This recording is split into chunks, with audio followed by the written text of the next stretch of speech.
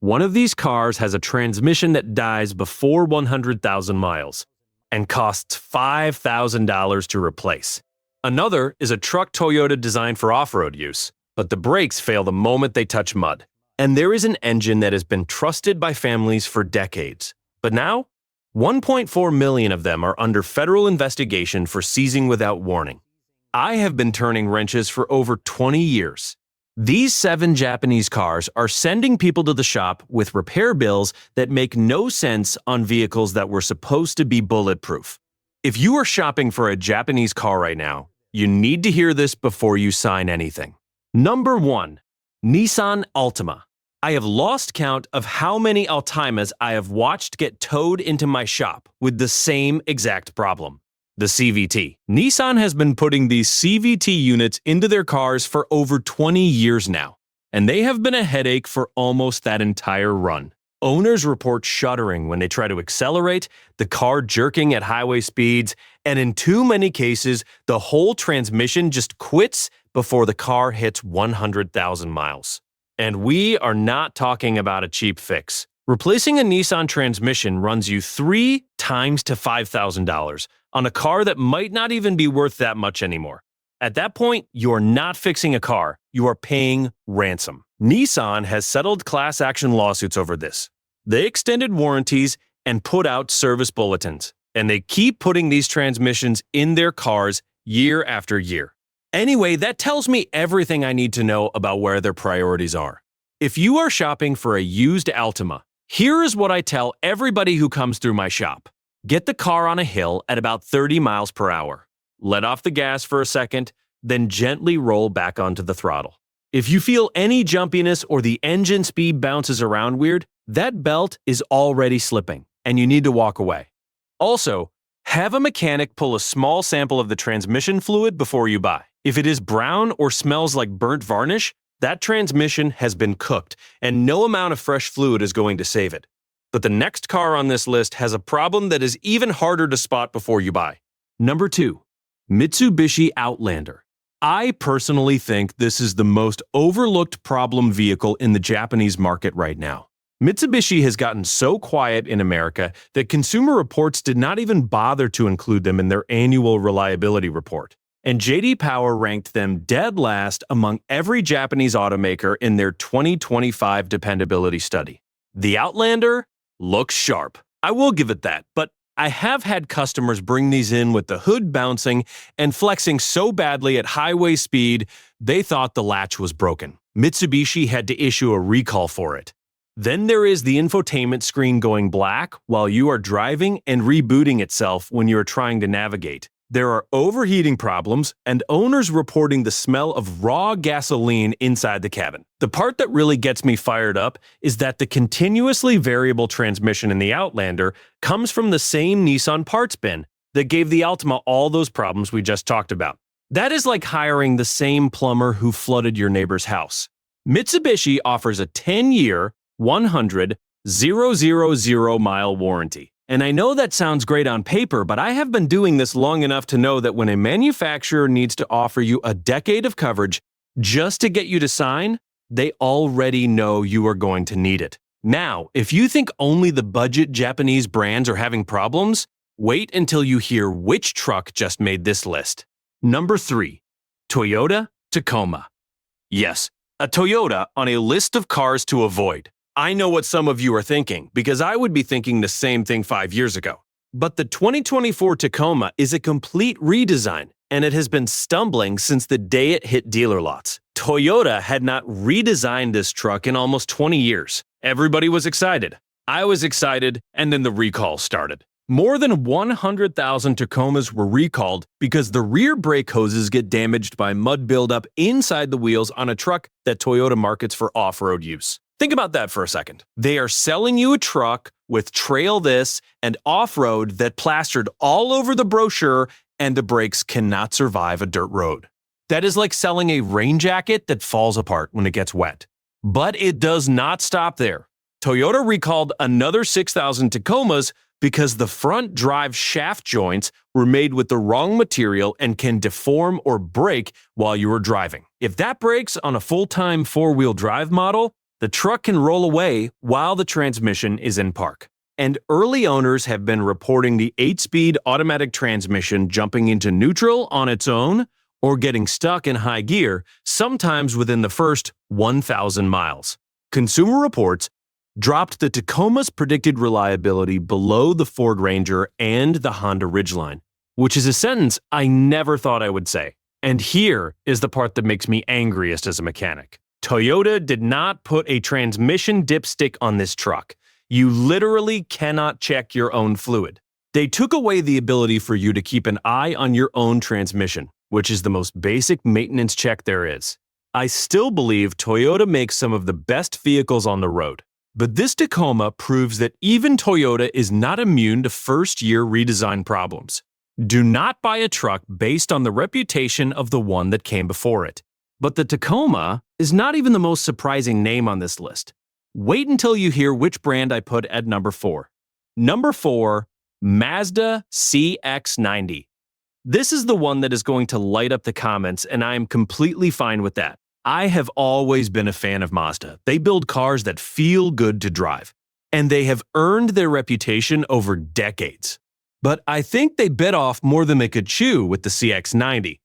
And somebody needs to say it. This is Mazda's first vehicle on a brand new rear-wheel drive platform using an inline 6-cylinder with a dual-clutch transmission. That is a lot of new engineering packed into one vehicle, and the growing pains are showing up everywhere.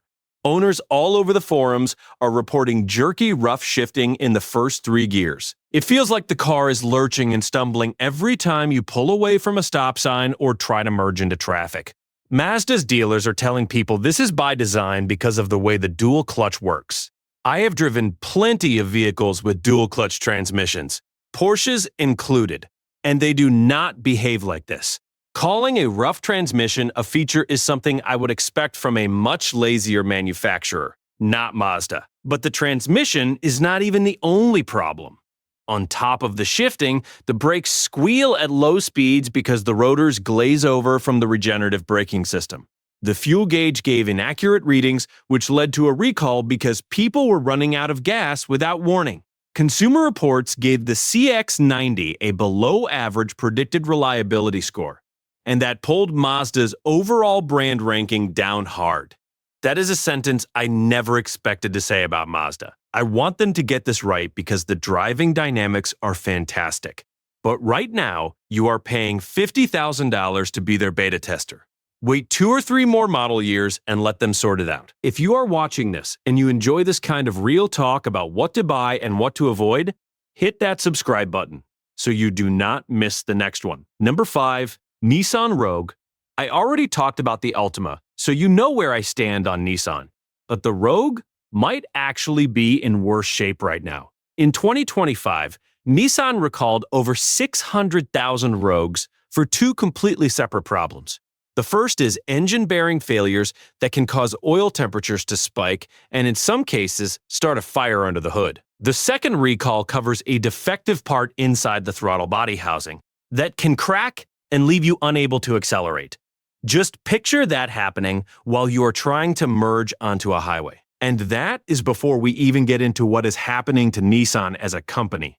Nissan itself is in serious financial trouble. They laid off 20,000 employees last year. Moody's downgraded their credit rating to junk status after they lost billions. When a manufacturer is bleeding cash like that, the first things that get cut are the things you never see. Quality control on the factory floor, parts availability at the dealer, and warranty support when you actually need it. I am not saying Nissan is going to disappear tomorrow, but if you buy a Rogue right now and need major warranty work 3 years from now, I would want a backup plan. One of you in the comments a few weeks ago said, buying a Nissan right now is like lending money to a friend who just got evicted. And I have not been able to get that out of my head. But the next one on this list is the one that hurt me the most to put here. Number 6, Honda Pilot and the Honda Odyssey. Equipped with Honda's 3.5 LV6. Honda's 3.5 LV6 has been the backbone of their family vehicle lineup for years. It powers the Pilot, the Odyssey minivan, the Ridgeline pickup, and over at Acura, the MDX and TLX. People trusted this engine like they trust the sunrise. But in August of 2025, the federal government opened an investigation into connecting rod bearing failures across 1.4 million of these vehicles. That came on top of a previous recall a couple of years earlier that already covered 250,000 vehicles for a crankshaft problem. And here is the part that should scare you. These new failures are not even the same problem as the original recall. That means there is a second, separate issue lurking inside this engine that Honda has not fully explained. Let me tell you what this actually looks like when it happens. When a connecting rod bearing goes, your engine is finished. A customer brought in an Odyssey last month with 42,000 miles on it, and the engine sounded like someone shaking a coffee can full of bolts. That minivan hauls her kids to school every morning.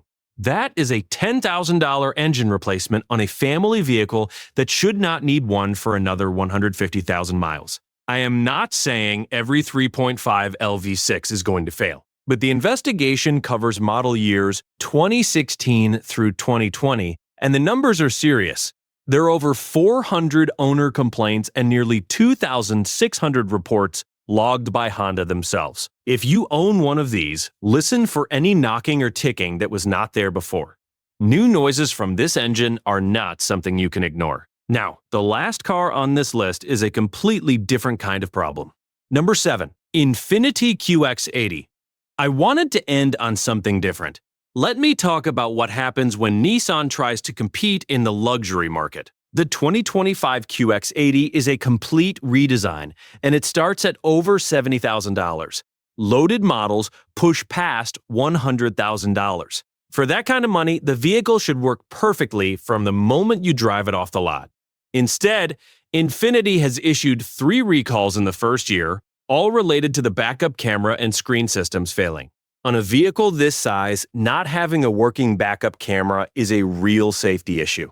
Owners are reporting the infotainment system rebooting itself mid-drive. One owner said the dashboard, climate controls, and air suspension all failed simultaneously at 1,200 miles.